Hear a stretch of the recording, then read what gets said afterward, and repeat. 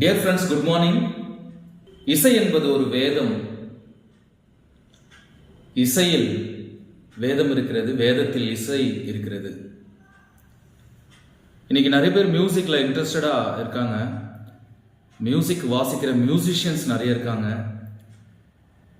Music educators, literate musicians, illiterate musicians அப்படின்னு ரெண்டு வகையா இருக்காங்க. Anyway, some illiterate musicians they play by ear, some literate musician they play by music education. So ரெண்டு கண்கள் மாதிரி இசை என்பது ரொம்ப முக்கியமானது அப்படின்றத சொல்றதுக்காக தான் இன்னைக்கு நாங்கள் இந்த வீடியோ எடுத்துட்டு இருக்கோம். என்ன அதில் முக்கியமானதுன்னா, மியூசிக் லிட்ரேசி இஸ் இம்பார்ட்டன்ட். அதாவது music theory is important. Music வந்து ஸ்கோராக இருக்குது, அந்த ஸ்கோரை நம்ம எஜுகேட் பண்ணணும்.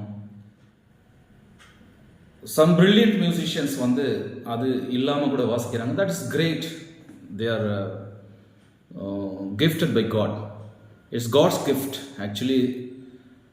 பட் எல்லாரும் சேர்ந்து ஒரு ஆர்கெஸ்ட்ராவை நம்ம வாசிக்கணும் அப்படின்னா we need sight reading, we need music education, music literacy. ரெண்டு கண்கள் இல்லாமல் ஒரு கண்ணோடு கூட நம்ம உயிர் வாழ முடியும். அப்படி உயிர் வாழ்ந்துட்டு இருக்கிற எத்தனையோ பேர் நம்ம பார்த்துட்டு இருக்கோம். ஸோ ஒரு கண்களில் உயிர் வாழ முடியும், ரெண்டு கண்களில் கொஞ்சம் இருக்கும் பொழுது நம்ம தெளிவாக வாழ முடியும்.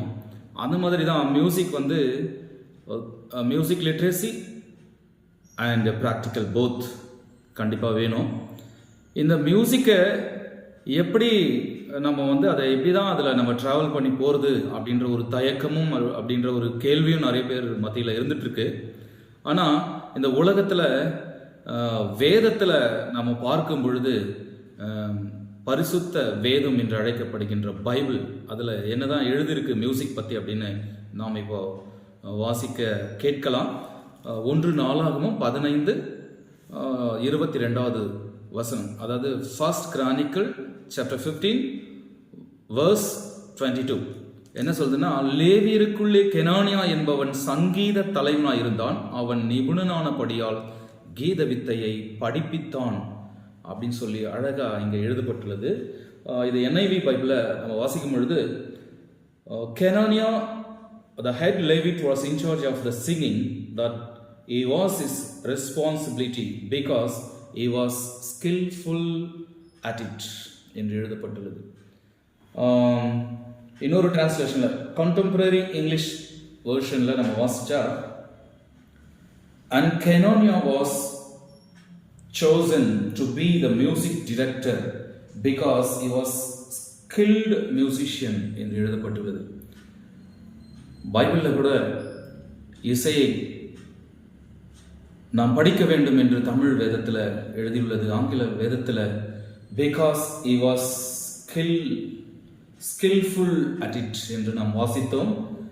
he was skilled musician என்று நாம் வாசிக்கிறோம். இப்போ நமக்கு ரெண்டும் ரொம்ப அவசியமானது. இந்த மியூசிக் எஜுகேஷன் ரொம்ப அவசியமானது. ஸ்டாஃப் நோட்டேஷன், அதாவது சைட் ரீடிங். நம்மளுக்கு மியூசிக் எழுத தெரியணும், மியூசிக்கை பார்த்து ரீட் பண்ண தெரியணும். இந்த ரெண்டு விஷயங்களை நம்ம கற்றுக்கிட்டா அதில் ரொம்ப அழகாக நம்ம சாதிக்கலாம். இந்த மெத்தடாலஜி நம்ம ஃபாலோ பண்ணி அழகாக மியூசிக்கை வந்து எப்படி எழுதுறது ஸ்கோரு அப்படின்னு சொல்லினா, நாம் வாசிக்கிற மியூசிக் நமக்கே கொஞ்ச நாள் கழித்து மறந்துடும். அப்போது நமக்கு லைஃப் லாங் மறக்காமல் இருக்குன்னா இந்த score writing, reading is very important. இசை என்பது ஒரு வேதம் அப்படின்னு சொல்லி நான் ஆரம்பித்தேன். இந்த உலகத்தில் எந்த மொழியிலையும் நீங்கள் பார்த்தீங்கன்னா மியூசிக் வந்து காமனாக இருக்கும். a set of 5 lines called a stave. ஒரு 5 கோடுகள் போட்டு அதுக்குள்ள மியூசிக் எழுதுறாங்க. இது உலகளாவிய மொழி, யூனிவர்சல் லாங்குவேஜ். ஸோ எந்த ஜாதியோ, எந்த மதமோ, எந்த குலமோ, யாரோ இதை வந்து அப்படி தான் படித்தாகணும். ஸோ மியூசிக்கோட ஆரிஜின் வந்து யார் அதை கண்டுபிடிச்சாங்கன்னா பர்டிகுலர் ஒரு மேனை நம்ம சொல்ல முடியாது. Because it's it was given by God.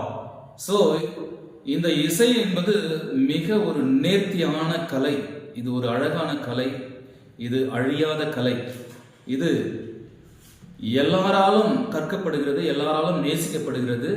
ஏன்னா இசை நம்முடைய வாழ்வியல் பாடமாக இருக்கிறது, நம்முடைய ஆன்மாவோடு கலந்து இருக்கிறது. இசை என்பது இந்த உலகம் உள்ள வரையில் இந்த இசையும் கூட இருந்துக்கிட்டு தான் இருக்கும். அதை நாம் எப்படி பயன்படுத்துகிறோம் அப்படின்றது தான் ஒரு கேள்வி. எப்படியெல்லாம் நம்ம மியூசிக்கை படிக்கணும் அப்படின்னு சொல்லி நம்ம ஆராய்ந்து நம்ம பார்க்கும் பொழுது நிச்சயமாகவே நமக்கு ஒரு தெளிவு வரும். நாம் தேடுங்கள் அப்பொழுது கண்டடைவீர்கள் அப்படின்னு சொல்லி கூட பைபிளில் எழுதியிருக்கு. நாம் தேடும் பொழுது நிச்சயமாகவே நாம் கண்டடைவோம். எல்லா விஷயங்களிலும் நாம் தேடும் பொழுது நிச்சயமாக நமக்கு தென்படும். மோட்ஸ் அப்படின்றது எல்லாருக்கும் தெரியும், மியூசிக் படிக்கிறவங்களுக்கு, அதை வாசிச்சவங்களுக்கு தெரியும். இந்த மோட்ஸ் பற்றி நான் வாசிக்கும் பொழுது ரொம்ப ஆச்சரியமான ஒரு தகவலாக இருந்தது. The Greek names for these modes in use for over 2000 years அப்படின்னு சொல்லி நான் ஒரு ஜாஸ் பியானோ புக்கில் நான் வாசித்தேன். அதனுடைய ஆத்தருடைய நேமை நான் வாசிக்கிறேன். அவர் யார் அப்படி எழுதியிருக்காருன்னா பை மார்க் லெவின் அப்படின்றவர் எழுதியிருக்கார். ரொம்ப அழகாக 2000 இயர்ஸாக இதை நம்ம பயன்படுத்திட்டு இருக்கோம் என்கிற ஒரு ஆச்சரியமான காரியத்தை நான் படித்து வியந்து போனேன். இந்த மாதிரி இன்னும் ஏராளமான காரியங்களை, நிறைய விஷயங்களை நீங்கள் மியூசிக்கில் படிக்கலாம். Music it's a discipline art. இதை கற்றுக்கிட்டு நீங்கள் சந்தோஷமாக வாழுங்க. இந்த ஒரு ஸ்ட்ரெஸ்ஃபுல் வேர்ல்டில் இருந்து நீங்கள் ஃப்ரீயாக வாழணும்னா music education is important. Thank you. God bless you.